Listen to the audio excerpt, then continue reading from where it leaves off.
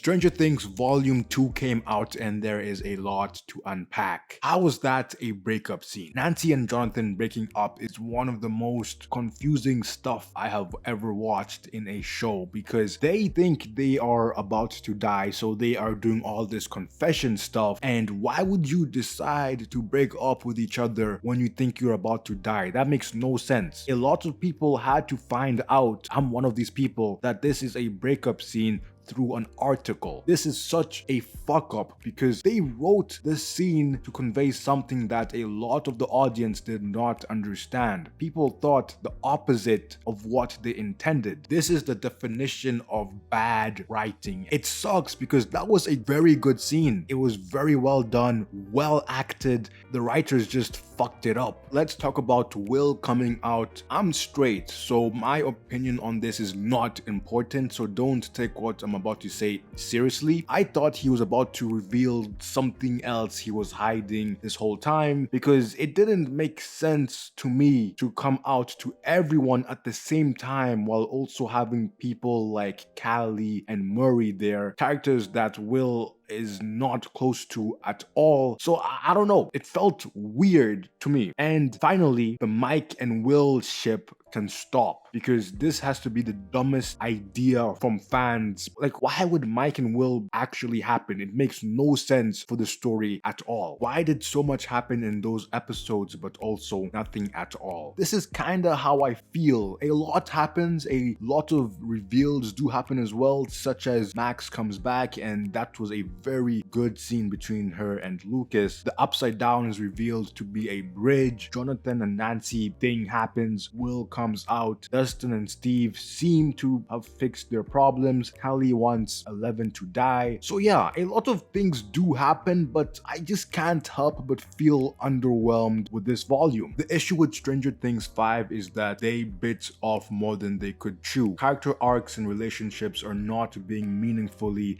developed anymore because the supernatural plot is so convoluted, leaving scenes between characters to be too short or rushed. I agree with that. There are so many people in this cast. They even added Callie and the teacher. The core important characters aren't really getting the needed screen time. Even like Holly. Holly has a major part in this season. As much as I love her acting and what she's doing with Max is interesting, it does feel weird to have such a big plot line in the last season because she is getting a ton of screen time where that could be going to other core characters. And nobody comes close to dying, like at all. I understand that this is not Game of Thrones. This is not, I guess, that type of show. But also, it does make the stakes less when you're watching this and you're just like, oh, nobody's going to die. You could argue that Nancy and Jonathan came close to dying, but come on. Are they really going to kill two important characters at the same time? No. You could argue that the demo dogs almost got Lucas, Max, Robin, and Vicky, but I never really felt like something could happen in that situation. This show has shown us that they don't like killing main characters.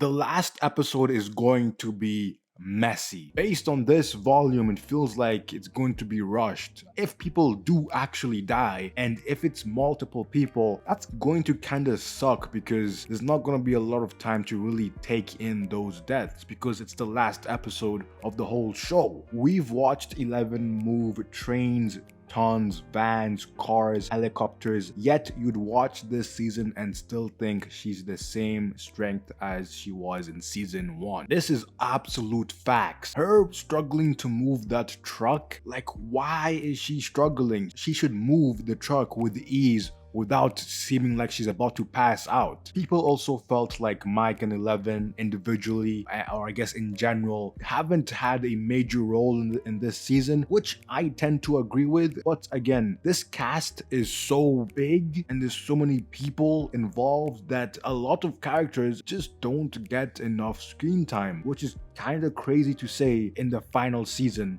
of the show. I don't think the final episode can save this mess, but I am intrigued to see what they will do because, I mean, I don't have faith that it'll be good, but I mean, it'll be interesting to see what happens. And even though I have all these complaints and mess ups, I still enjoyed those episodes. I'm not gonna lie. They weren't bad to the point where I couldn't watch them, but also, like, I mean, they weren't amazing. I will end off by saying that the acting in this volume wasn't that bad for me. I feel like there's a lot of complaints about acting for certain people here, but overall I think it was fine. Yes, you have people who are clearly better than others, and also I will say Holly is like top 3 in acting. She does take a lot of screen time, but at least she is a great actor.